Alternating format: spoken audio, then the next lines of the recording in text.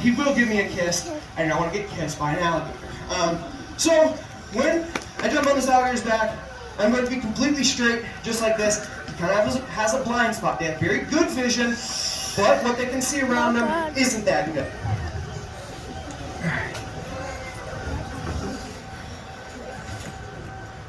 Okay. Okay, so you get on this alligator's back. I land with my knees inside this alligator's armpits, push his arms forward, wrap my feet around his hind legs. That keeps him from backing out from underneath of me. There's a very obvious reason. I do not want this alligator to back out from underneath of me. I'll let you guys figure that out. You're also going to notice I'm covering this alligator's eyes. There. We've been told covering the alligator's eyes like this calms him down. We've been told that this happens because obviously it's dark for them. You know, they can't see what's going on around them. There's no stimulus for them. Apparently this makes them think they're dead. I don't know how much I believe that though, because if I just cover one of his eyes, does he think he's half dead? No, obviously not. Now, as you guys can tell, this alligator is not actually fully restrained. He still has a lot of movement. He still can hurt me a lot. So, to fully restrain this alligator, you do have to get a grip on their jaws. Doing that is a lot easier actually than it seems. So when he does that, hey, stop. Alright, so, to get a grip on the alligator's jaws, you start on their neck, just like this. They can't bite you. For them to calm down a bit. You're not going to calm down at all. Okay. You start, stop, scoot out. Oh, Cole's moving. You start on his neck just like this. You move up over his big jaw muscles onto his jaws. Then you rock back into this position. This position keeps the alligator from twisting or rolling out underneath of you. If this alligator really does start to twist and roll, that is not good for me. This alligator starts to roll. You guys are going to see me start to roll with him.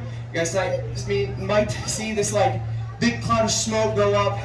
And then after about 10 seconds, you're going to see this alligator on my back holding my mouth shut, telling you information about me. So I don't want that to happen.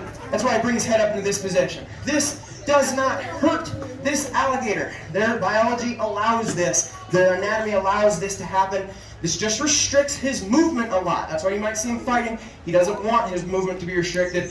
Doesn't hurt him. It's just the safest place for me to be, funnily enough, with my hands on his mouth. Now, I would like to take this opportunity to point out some things about alligators, some cool adaptations they have. First of all, alligators are amphibious reptiles. They are not amphibians. An amphibian is like a frog, a toad, a salamander, but alligators do spend a great deal of their time in the water. A lot of that time is spent underwater, so alligators can hold their breath for several hours at a time. The length of time they hold their breath depends on how hot or cold they are, and how active they are determines how fast they burn up oxygen. Where'd that crocodile go? She likes to hunt you. Where'd she go? There she is. See how she's coming over to the side closest to me?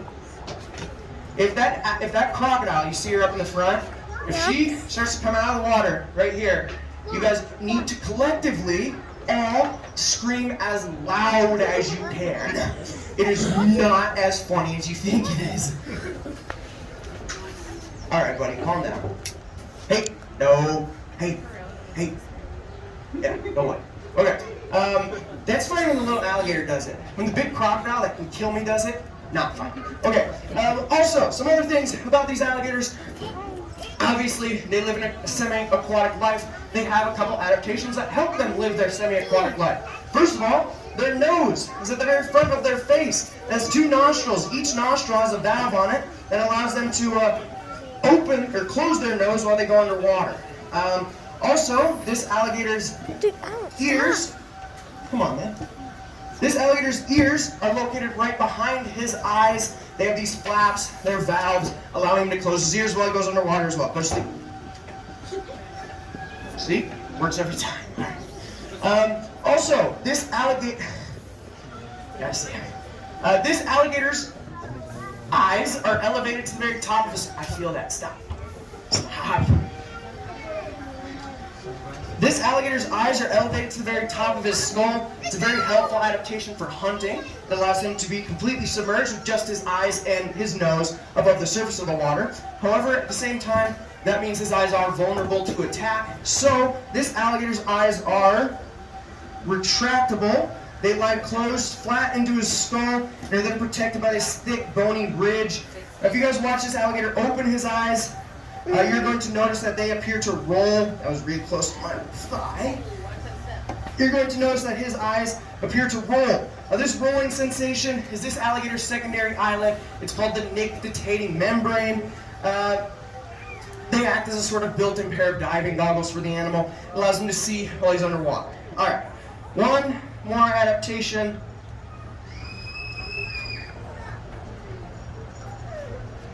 See if I can get him to open up his mouth. Open up. Open up.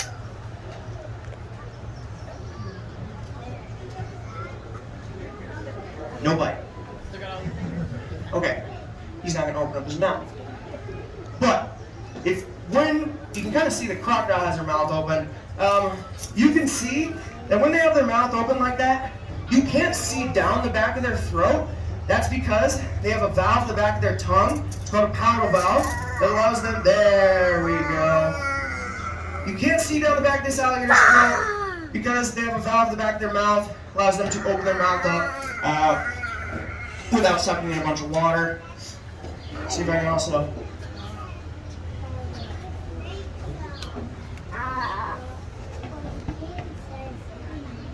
Open up. You know, it doesn't take a lot. These alligators' jaws are very sensitive for them to go crashing down. I'll just demonstrate it.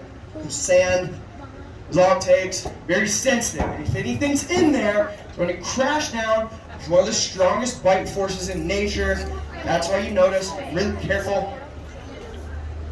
Sit. Or not. That's my escape route. Okay, that's why you guys notice, pretty careful when I'm up by the dangerous end.